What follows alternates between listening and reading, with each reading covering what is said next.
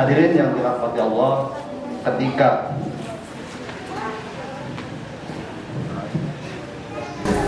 kita berbicara tentang Islam, yang terlintas dalam benak pikiran kita adalah seputar aturan, kewajiban maupun larangan. Padahal sejatinya Islam adalah agama pembebasan. Islam membebaskan manusia dari 3 belenggu besar. Yang pertama adalah belenggu penyembahan selain kepada Allah. Kemudian yang kedua adalah belenggu penindasan antara sesama manusia. Dan kemudian yang ketiga adalah belenggu kerusakan terhadap alam. Karena itu ajaran Islam berdiri dari atas 3 hubungan utama, yaitu hablum minallah, hablum minan nas, dan hablum minal alam. Hablum minallah adalah ibadah secara vertikal kita kepada Allah. Hablum minallah adalah pondasi utama dari pembebasan diri.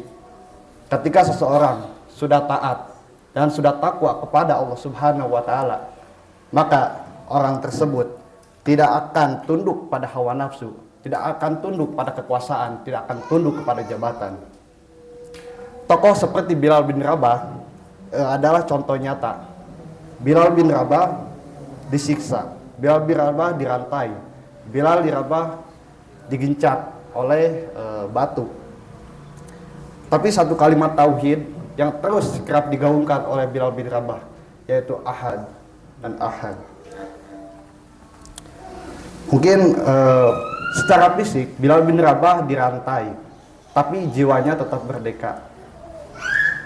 Sholat, puasa ataupun zakat bukan hanya sebatas ritual yang kerap dilakukan oleh umat manusia ataupun umat muslim.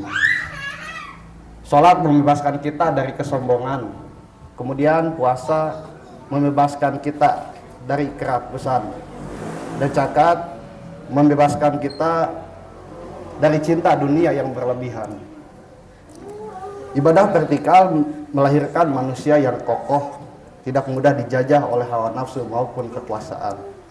Kemudian yang kedua adalah hablum minan nas, yaitu ibadah secara horizontal kepada sesama manusia.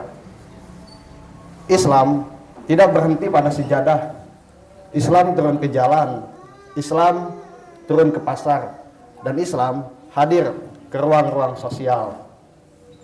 Nabi Muhammad SAW membangun masyarakat Madinah tidak hanya dengan membangun masjid, tapi dengan piagam Madinah, perjanjian sosial yang menjunjung tinggi keadilan dan perlindungan hak pada semua golongan. Artinya, Islam membebaskan manusia dari penindasan, diskriminasi, ataupun ketidakadilan.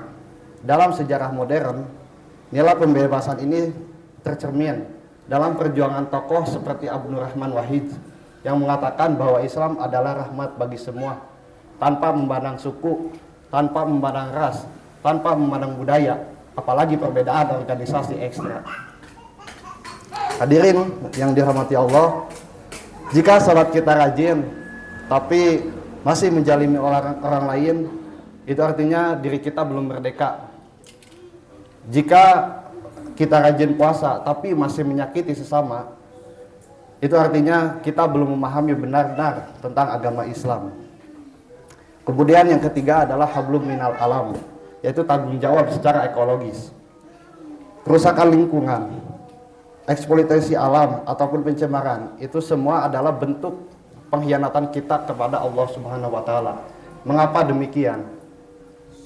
Karena Allah Subhanahu wa taala telah mengamanahkan manusia di muka bumi ini untuk menjadi khalifah.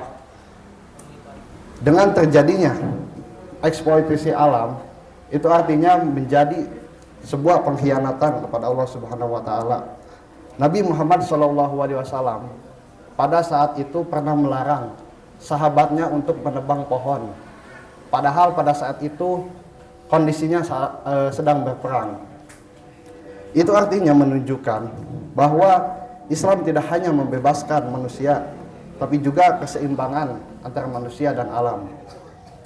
Maka menjaga lingkungan, menghemat air, tidak merusak tapi itu juga merupakan sebagai bentuk daripada ibadah.